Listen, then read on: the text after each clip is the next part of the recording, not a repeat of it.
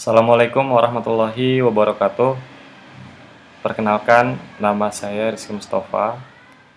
Pada kesempatan kali ini, saya ingin memaparkan terkait materi pengelolaan sistem komputer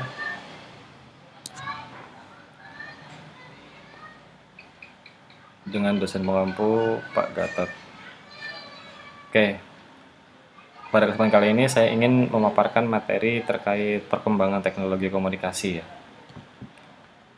Komunikasi. Nah, dalam berkomunikasi itu tentu ada receiver dan ada sender, ada pengirim dan ada penerima. Nah, kalau kita simulasikan, eh, sender adalah seseorang yang memberikan informasi dan receiver adalah seseorang yang menerima informasinya. Ya, jadi keduanya itu saling umpan balik. Sekarang pengertian teknologi. Hakikatnya teknologi the system application of scientific or other organized knowledge to particle task. Ini menurut Galbraith ya. Hakikat teknologi itu seperti sistem aplikasi sains. Kenapa komunikasi teknologi? Nah, komunikasi itu bisa kita simpulkan sama dengan sebuah media. Media untuk melakukan sebuah bisnis, media untuk berkomunikasi dengan teknologi, media untuk melakukan aktivitas politik, sosial, dan budaya. Nah, di dalam komunikasi juga kita bisa menyampaikan beberapa banyak informasi di dalamnya melalui media perantara ya seperti teknologi ini. Dan fungsi dan tujuan dari media itu sendiri itu banyak.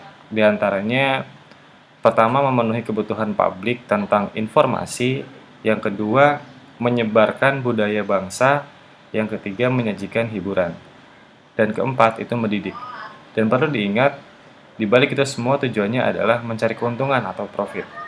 Ya, karena kita melakukan kampanye itu pasti ada sesuatu yang diinginkan gitu, ada feedbacknya. Nah, media sebagai komunikasi teknologi ya. Di era sekarang udah sangat penting sekali karena apalagi banyak sekali yang sudah menggunakan eh, media teknologi seperti handphone, komputer, laptop, itu udah banyak sekali, sudah informasi sudah tersebar di mana-mana gitu. Makanya development communication teknologi itu memberikan efek yang sangat cepat untuk sosial evolusi ya. Antaranya peranan media massa dengan masyarakat sehubungan dengan revolusi informasi. Yang ketiga, media mempengaruhi masyarakat. Media cerminan dari keadaan masyarakat itu sendiri. Media adalah refleksi dan efek dari masyarakat. Nah, oleh sebab itu, bagaimana dampaknya bagi masyarakat beragama? Nah, bagaimana strategi dakwah di masa depan? Apakah kita bisa menggunakan teknologi? Communication teknologi ada tiga nih revolusi. Ada tiga dan kalau kita bisa simpulkan, yang pertama book magazine, newspaper, radio and recording music, film and video, television and cable, computer media and the internet. Maksudnya di sini adalah kita bisa menggunakan beberapa platform yang sudah disediakan oleh media teknologi komunikasi. Kita bisa melalui buku, majalah, koran-koran, radio, record musik gitu ya, film. Karena banyak sekali saat ini media, contohnya Facebook atau YouTube yang bisa yang di dalamnya itu sudah ada komunitas banyak gitu, jutaan bahkan milian, bahkan ya udah banyak gitu komunitasnya. kita bisa lakukan persebaran informasi melalui media platform tersebut. Kita juga bisa menyebarkan media-media atau informasi yang kita miliki melalui media internet. Contohnya web, aplikasi web, blogging gitu. Kita bisa gunakan itu. Lalu di radio record musik, ini contoh yang yang dimulai oleh Samuel, Alexander, Hendrik, Reginald, David. Ini mereka adalah orang-orang yang memanfaatkan radio record musik teknologi. Oke. Di tahun 1930 sampai 1940 budaya politik ya. Radio itu sangat kuat sebagai media untuk melakukan persebaran informasi. Lalu radio memiliki program lebih luas, include di dalamnya ada komedi, musik, serial, drama, dan berita. Awalnya itu cuma tentang politik-politik aja. Nah, dilanjut ada FM radio, ada Today FM station, dan lain-lainnya. Makin berkembang, dan sampai saat ini udah apapun ada di radio, kecuali video ya, media informasi. Kita masuk ke film and video. Di tahun 1888 Thomas Edison membuat gambar dari kamera. Lalu di tahun 1903 sampai 1927 ini membuat film tapi belum ada soundnya, jadi apa ya, hanya gambar-gambar. Terubah lagi di 1927 melalui revolusi, ada berbicara, jadi gambar-gambar yang bergerak gitu. Lalu selain itu dampak ICT bagi media massa sangat banyak sekali dampaknya, diantaranya seperti televisi, telepon, komputer, database, delivery system. Itu sangat banyak sekali dampaknya. Contoh televisi, kita bisa lebih cepat mengetahui sebuah berita, mengetahui sebuah informasi yang ada di antar kota, antar provinsi gitu. Bahkan antar negara kita bisa lebih cepat.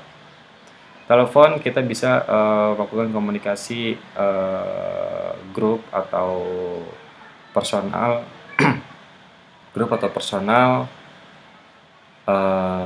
mengenai sebuah informasi yang terkini gitu. Saat ini komputer juga banyak sekali manfaatnya, banyak sekali dampaknya. Apalagi jika komputer sudah terhubung dengan internet, kita bisa mengetahui banyak sekali informasi di dalamnya. Database, delivery system itu sangat berpengaruh sekali terhadap informasi yang ada gitu pada saat ini. Television and kabel muncul DBS via satelit, lalu TV kabel optik, TV seluler via handphone, TV via internet. Nah, ini juga melalui perkembangan ya. Awalnya dulu itu TV DBS, muncul DBS. Lalu berkembang lagi TV kabel menggunakan kabel optik. Nah, dilanjut lagi TV seluler via handphone. Nah, sekarang TV via internet. Jadi ya perkembangannya memang sangat pesat ya, menggunakan teknologi. Dan lagi di media internet, informasi sangat cepat, informasi sangat terupdate, informasi lebih sangat mudah diakses dengan adanya HTML atau Hypertext Markup Language. Ini adalah sebuah pemrograman under web untuk memberikan informasi apa yang kita miliki gitu ke yang akan diberikan oleh banyak user di luar. Nah, ini ciri-ciri perkembangannya ya, perkembangan ICT. The rise of internet, munculnya web dengan information super highway. Ya, memang perlu kita akui dengan adanya internet kita bisa mendapatkan banyak sekali informasi apapun itu dengan lebih cepat. Terus CD digital recording, TV transmit in digital format, telepon. Ya, teknologi-teknologi ini masih banyak dipakai, tapi terlebih kita apa ya? Ya, karena masih bisa menggunakan TV digital, format telepon, ya ini merupakan bagian dari ciri-ciri perkembangan ICT ya. Terus munculnya industri digital, ya startup juga sudah banyak yang mendevelop aplikasi, banyak aplikasi karena ya memang perlu kita akui juga dengan menggunakan aplikasi pekerjaan menjadi lebih efektif, efisien, dan real time gitu untuk dimonitoringnya. Nah, dampak dari perkembangan ICT itu sendiri adalah changing lifestyle. Ya, memang perlu kita akui juga dengan perkembangan ICT di Indonesia merubah pola kehidupan, paradigma terhadap kehidupan. Ada jabatan-jabatan yang hilang dan bahkan jabatan keterampilan baru akibat dari perkembangan digital. Ya, perlu kita ketahui juga banyak sekali sekarang pekerjaan yang dapat dihandle oleh robot, oleh sistem gitu. Mengakibatkan jabatan-jabatan tidak diperlukan lagi. Lalu di bagian misi media massa ada entertainment, ada informasi, ada pendidikan, dan dampak perkembangan teknologi komunikasi adalah globalisasi. Dampak globalisasi adalah gear budaya, dekadensi moral. Ya, memang karena kita harus pintar-pintar filter gitu. Pintar-pintar filter terkait informasi apa saja yang dapat kita dapat kita konsumsikan dan informasi apa saja yang seharusnya tidak kita cari tahu gitu. Karena sebenarnya sudah disediakan semua di internet, tapi kita harus pintar-pintar mencari ini. Nah, apa upaya yang bisa kita lakukan? Yaitu menyiapkan mental, peranannya dai dan guru agama bagaimana di keluarga, sekolah, dan masyarakat. Ini perlu digembor terus-terusan agar para penerus bangsa atau generasi-generasi saat ini tidak masalah menggunakan media informasi teknologi ya. Oke, menghindari dampak informasi yang diakibatkan oleh perkembangan teknologi komunikasi yang pesat. Ya, perlu kita ketahui juga dalam memanfaatkan teknologi serta secara sadar memanfaatkannya untuk pencapaian tujuan kita, bukan tujuan mereka, pembuat dan pencipta teknologi, tapi dari kitanya sendiri. Nah, informasi itu bukanlah sesuatu yang baik dan buruk, pemakaiannya lah yang membuat benar atau salah. Jadi tidak ada informasi yang buruk sebenarnya, tapi keperuntukan kitanya, dari diri kitanya. Dulu bangsa-bangsa berjuang menguasai wilayah atau berjuang untuk kemerdekaan wilayahnya. Sekarang orang mulai berjuang untuk menguasai bidang baru, yaitu informasi, agar tidak dikendalikan oleh yang menguasai informasi. Nah, jadi ya banyak yang berlomba-lomba juga. Berikut ilustrasi satelit komunikasi ya. Lalu bisa juga informasi disebarkan melalui blog dan magazine. Satelit komunikasi merupakan suatu produk kemajuan teknologi yang tidak terbayangkan akan terwujud pada masa Arthur C. Clarke yang mengemukakan gagasannya lewat tulisan Wireless World Edition di tahun 1945. Nah, pada akhirnya di tahun 1950, John R. dari Bell Laboratory itu berhasil mendemokan kelayakan komunikasi ruang angkasa dengan satelit Echo.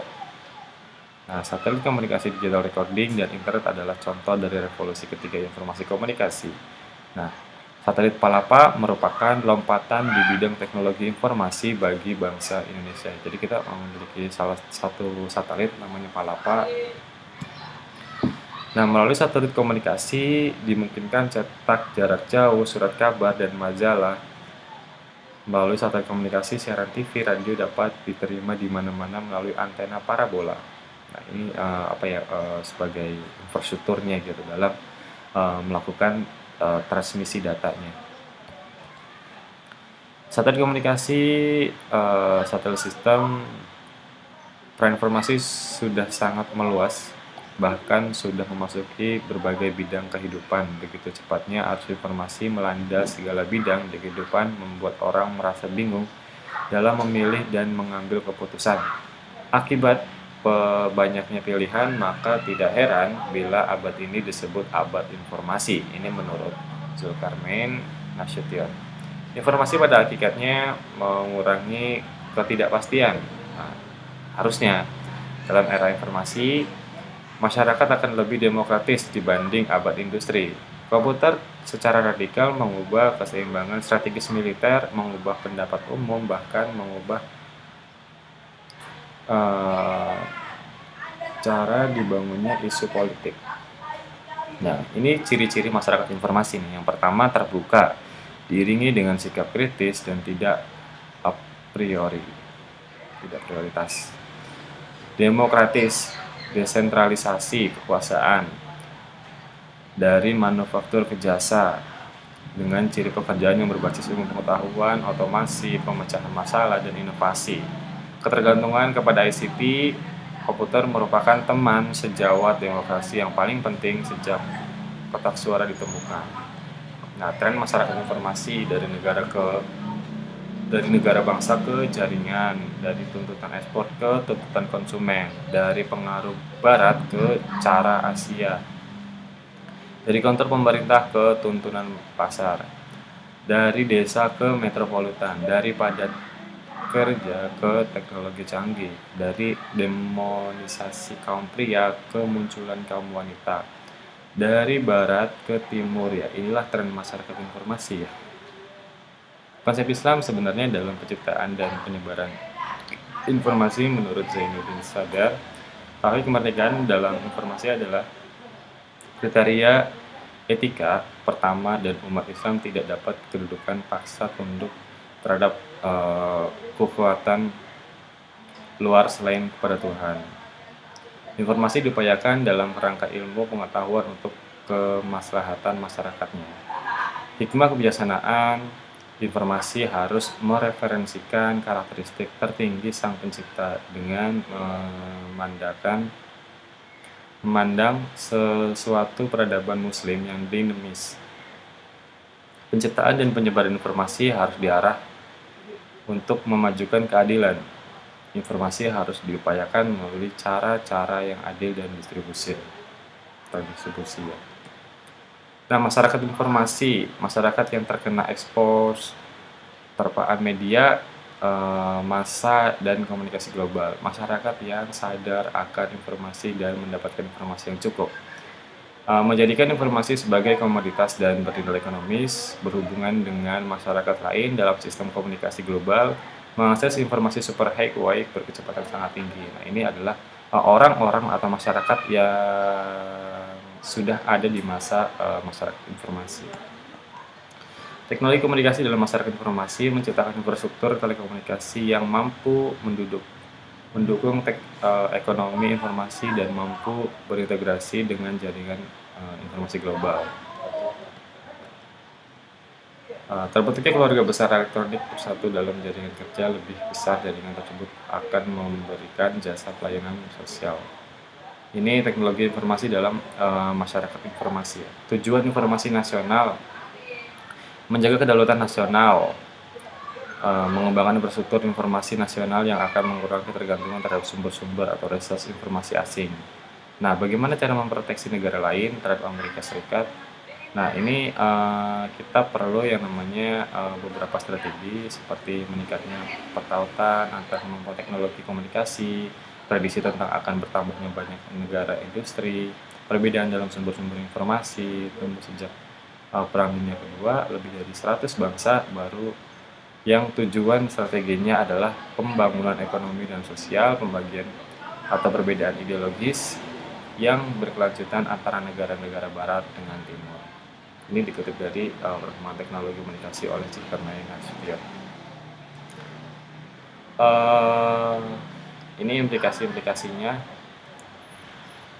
Terima kasih.